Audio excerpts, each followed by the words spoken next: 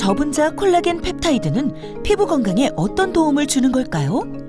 또 다른 인체 적용 시험에서는 저분자 콜라겐 펩타이드가 피부 각질 감소에 도움을 줄 수 있다는 연구 결과가 나왔는데 30대에서 60대 안면부가 건조한 여성을 대상으로 저분자 콜라겐 펩타이드를 섭취하게 한 결과 섭취 2주 후 시험군 63.42%가 피부의 각질이 개선되었고 섭취 12주 후에는 시험군 82.93%의 피부 각질 감소가 확인되기도 했습니다. 중년 여성이 겪는 노화 현상 중 하나, 바로 발꿈치에 두껍게 형성되는 각질인데요.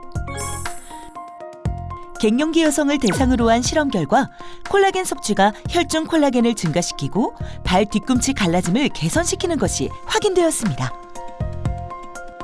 태어나 평생 사용하는 관절의 건강은 삶의 질과도 밀접한 관계가 있는데요.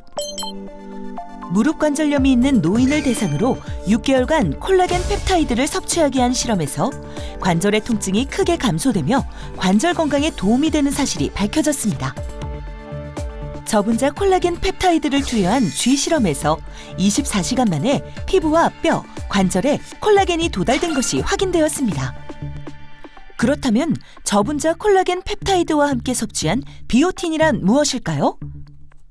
비오틴은 수용성 비타민에 속하는데요. 지방이나 탄수화물, 단백질, 대사에 필수적인 역할을 하는 비타민입니다.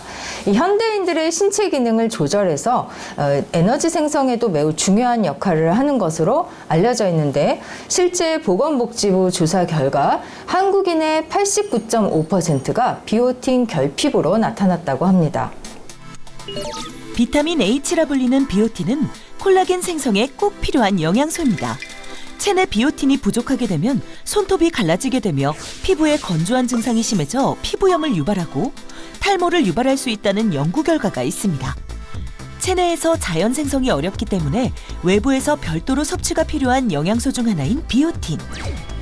비오틴은 미국, 유럽, 일본 등 해외 선진국의 이너뷰티 시장에선 이미 각광받고 있는 성분입니다. 유럽 식품안전처에서는 이 비오틴의 섭취를 권고하고 있기도 한데요. 주목할 만한 것은 비오틴을 콜라겐과 함께 섭취할 때 나타난 결과입니다. 콜라겐 역시 모발 생성에 긍정적인 효과가 있기 때문에 콜라겐과 비오틴을 함께 섭취하는 경우 모발 건강에 더욱더 큰 시너지를 얻을 수가 있습니다. 즉, 한 연구 결과에 따르면 이 콜라겐과 비오틴을 함께 섭취했더니 탈모 개선이나 윤기, 모발 강도가 전체적으로 개선됐다는 보고가 있습니다. 뿐만 아니라 비오틴을 함께 섭취할 시에 체내 콜라겐 생성을 촉진하는 역할을 하기 때문에 더 도움이 된다고 할 수가 있습니다.